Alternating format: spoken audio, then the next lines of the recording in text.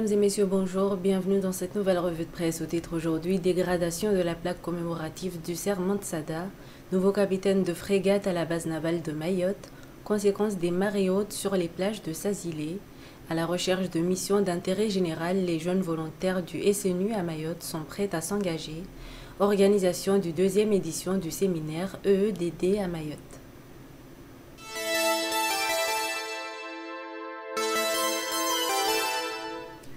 Jeudi 3 août a eu lieu la pose de la plaque commémorative du cerf Mantsada prêtée en 1967 par Younoussa Bamana, Marcel Henry, Zouber Adinani et Abdallah Oumadi, garantissant l'appartenance de Mayotte à la France.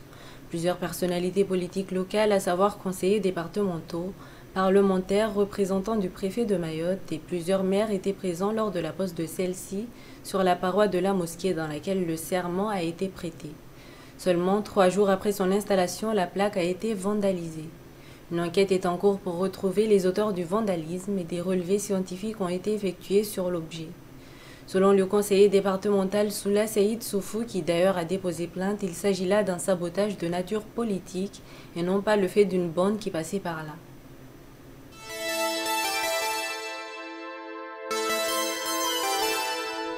Le capitaine de frégate Patrick Music a été remplacé par François-Xavier Pilvon, qui est déjà connu dans la région pour avoir été le chef du bureau études plan-finance de l'état-major interarmé des forces armées dans la zone sud de l'océan Indien à Saint-Denis. La cérémonie de passation de commandement a eu lieu le vendredi 4 août en présence de plusieurs personnalités. La base navale de Mayotte est un point d'appui stratégique qui assure plusieurs missions, notamment la lutte contre l'immigration clandestine par voie maritime, mais aussi la lutte anti-pollution, souligne le ministère des Armées.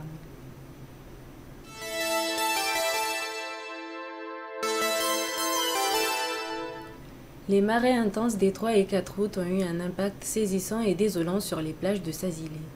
Elles ont emporté une grande quantité de sable exposant les nids de tortues et entraînant l'accumulation de milliers d'œufs sur le rivage. Ce phénomène souligne l'urgence de mettre en place une stratégie de protection contre les risques naturels amplifiés par les conséquences du réchauffement climatique.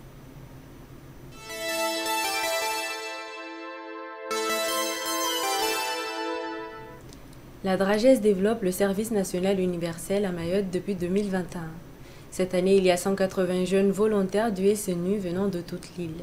Ils sont actuellement à la recherche d'une mission d'intérêt général pour la phase 2 de leur volontariat. Cela implique de participer à des actions dans différents domaines tels que la solidarité, la santé, l'éducation, la culture, le sport, l'environnement, le développement durable, la citoyenneté, la protection civile ou encore le secourisme. La durée de la mission peut être de 12 jours consécutifs ou répartis sur plusieurs mois avec un total de 84 heures. Si vous souhaitez accueillir un volontaire et lui faire découvrir votre structure, cela serait une excellente opportunité de rencontrer des jeunes dynamiques et de contribuer à la réussite de ce dispositif. Pour mieux vous présenter le programme et votre rôle au sein de celui-ci, la Dragesse vous convie à une réunion d'information suivie d'un cocktail apéritif le samedi 23 septembre 2023 de 10h à 13h. Vous êtes prié de vous inscrire via le lien ci-dessous pour une meilleure organisation de l'événement.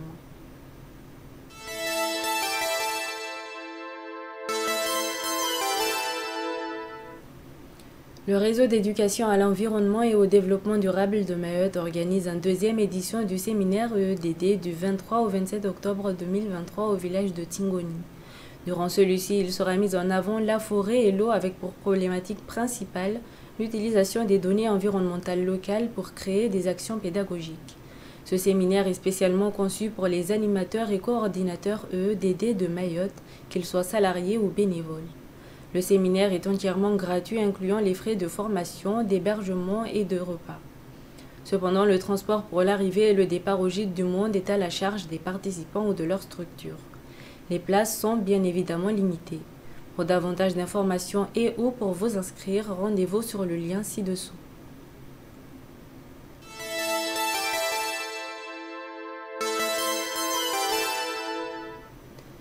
Et comme chaque semaine, la rédaction de Jikoni FM vous propose une émission durant laquelle de sujets intéressants sont abordés. Découvrez tout de suite celle de cette semaine. Merci. Alors, une question qu'on pose à chaque candidat qui vient ici, d'ailleurs, sur ce plateau.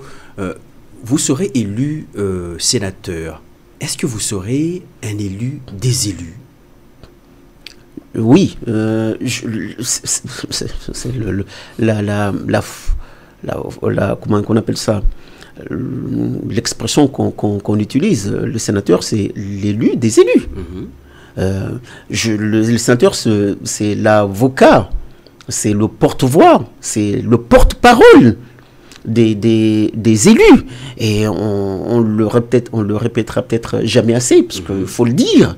Je l'ai suffisamment dit ici dans mes propos, que notre rôle, c'est de faire en sorte à ce qu'on puisse faciliter, entre guillemets, la vie de ces exécutifs, des collectivités territoriales, de ceux qui sont censés les porter, de ceux qui sont à la tête de ces collectivités territoriales. Et leur interlocuteur, ceux qui doivent faire le pont, le lien entre eux et l'État, le gouvernement, eh bien, ce sont les sénateurs que nous serons demain, je l'espère. Et donc, voyez-vous, dans tout cela, c'est quoi?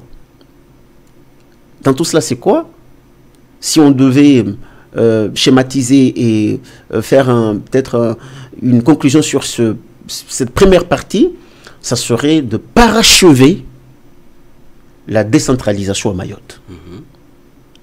C'est de tendre vers le plus ce que la Constitution appelle de libre administration.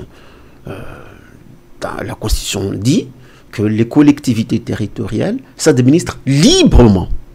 Mais force est de constater qu'au regard de tout ce qu'on a dit, cette administration, dite librement, n'est pas forcément le cas. Et on peut relever un exemple, parce que ça m'avait échappé, sur le taux, par exemple. Le taux des taxes foncières. Vous avez une commune qui vote des taux, derrière, et il se retrouve toujours confronté à des... c'est la loi, c'est vrai, mais toujours confronté à des... comment on appelle tout ça, mise en garde de l'État qui vient nous dire non, mais écoutez, vous avez voté un taux de 3%, non, ça ne nous convient pas. Il faut aller à 5, il faut aller à 10, il faut aller à 15, ou il faut aller à 2, il faut aller à 0, je ne sais rien. Mais ça veut dire quoi? Ça veut dire que les collectivités territoriales ne sont pas libres. Cette liberté n'exclut pas le contrôle, ça c'est vrai, les deux vont de pair, ça c'est la loi.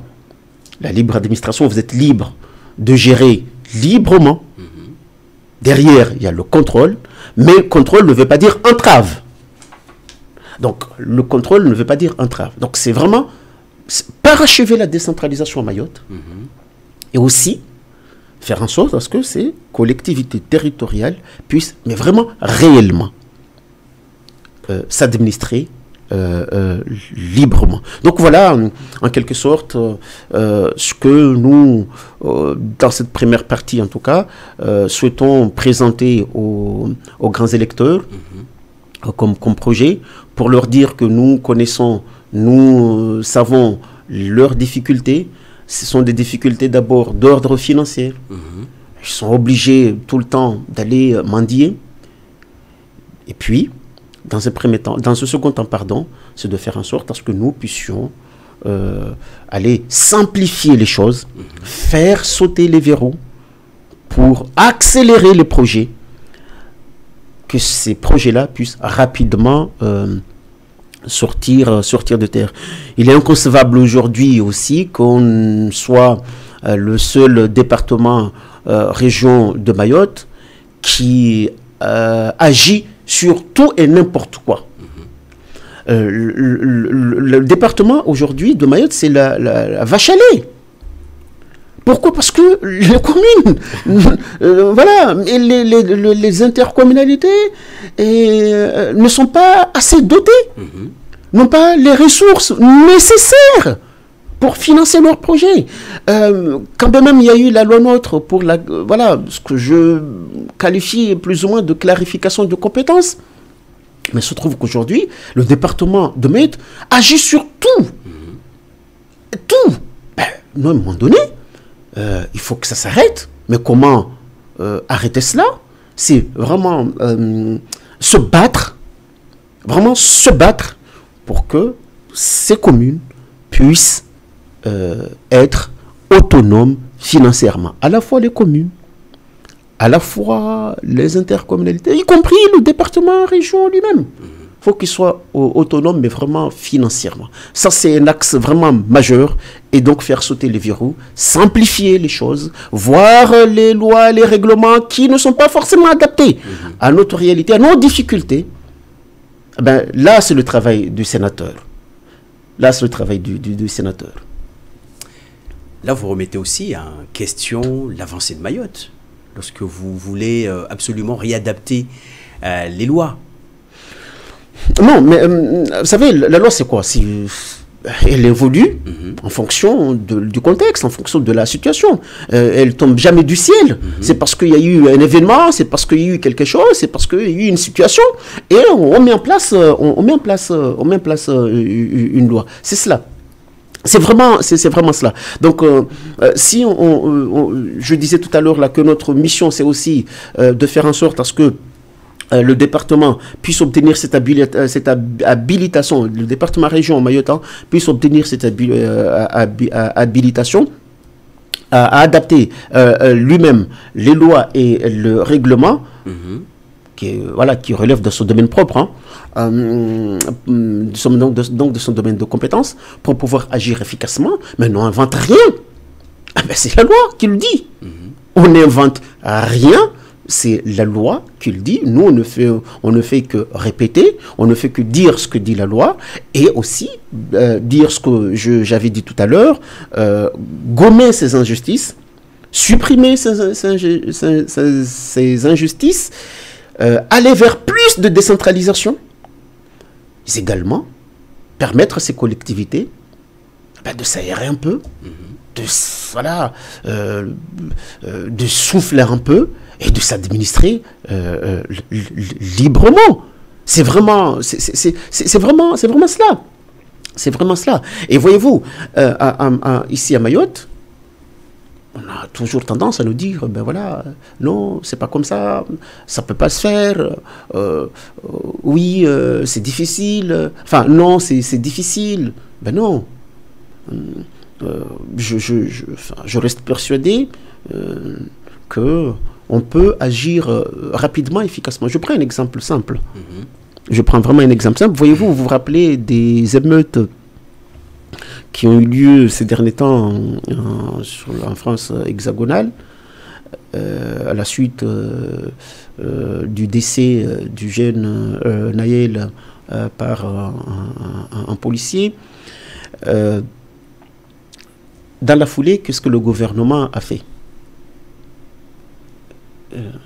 Il a sorti une circulaire émeute. Il a sorti une circulaire qui est disponible, qu'on peut voir.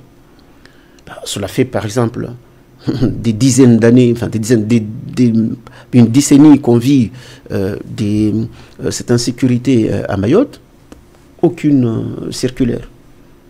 Voilà. On fait la sourde oreille. On fait comme si de rien n'était, on ferme les yeux, on bouche les oreilles pour ne pas voir, pour ne pas entendre. On a voulu régler le problème tout de suite, on l'a réglé, on l'a résolu. Donc c'est pour dire à nos téléspectateurs, aux éditeurs, que si on veut, on peut. Il faudrait avoir des sénateurs qui soient attentifs à ce qui se passe sur le plan national, être attentif sur ce qui se passe ici, voir ce qui ne marche pas, connaître les dossiers, et puis aller les défendre devant les différentes instances pour permettre à ce territoire de se développer une bonne fois pour toutes. Merci. Nous allons terminer notre édition pour ce soir avec une question. Alors, les enjeux des sénatoriales. Nous avons 4 sénateurs, enfin 4 parlementaires à Mayotte. Et comment allez-vous challenger les autres? Vous savez, une fois qu'on a été élu, on a comment dire, les électeurs vous ont accordé leur confiance, leur suffrage, on doit dépasser le clivage. On doit dépasser le clivage et n'avoir qu'en tête, comme seul leitmotiv, comme seul mot d'ordre, l'intérêt général. L'intérêt général ici, c'est Mayotte.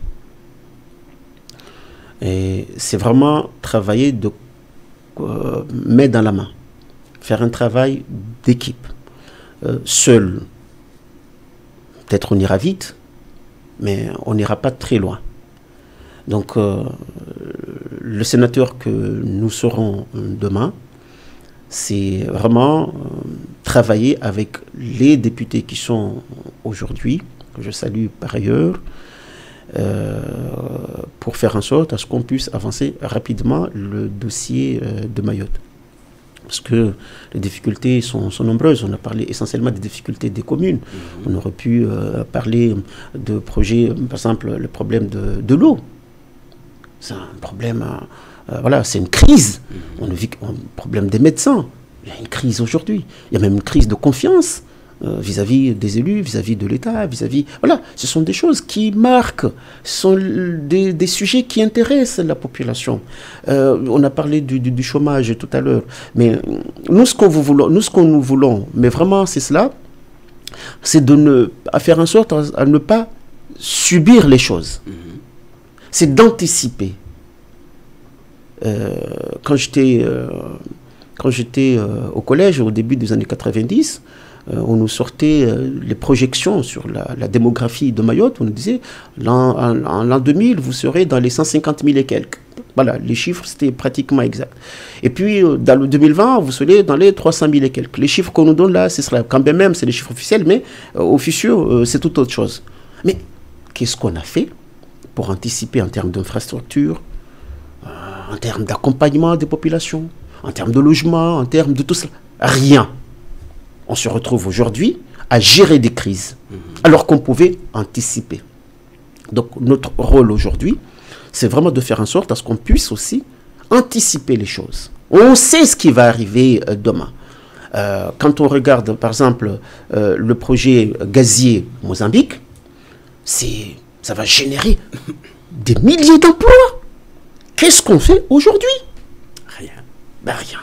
Alors notre projet, c'est justement de faire en sorte à ce que dans les 10 ans à venir, on puisse former 1000 cadres mahorais, cadres intermédiaires, cadres A, des ingénieurs, des médecins, dans les 10 ans à venir.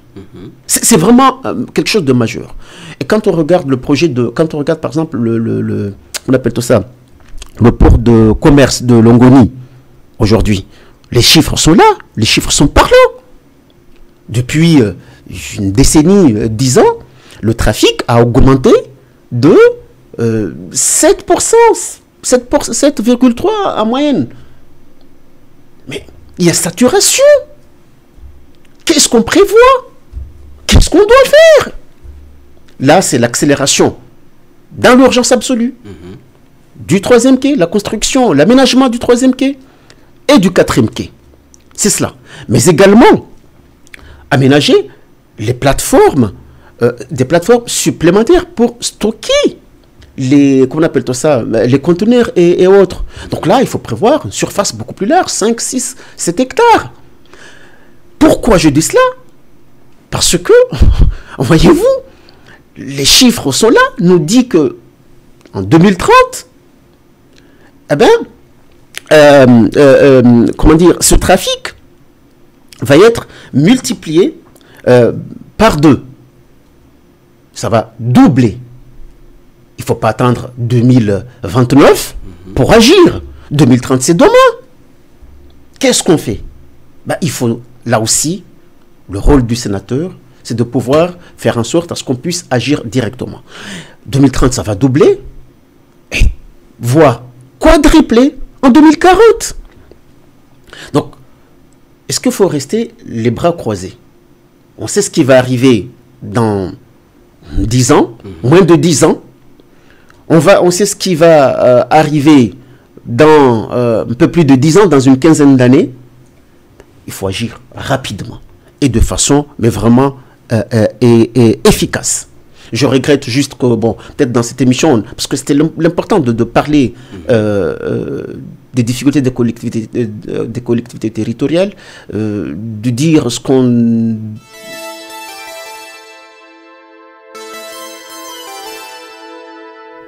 C'est la fin de cette revue de presse et on vous dit à bientôt sur votre chaîne Chikuni FM.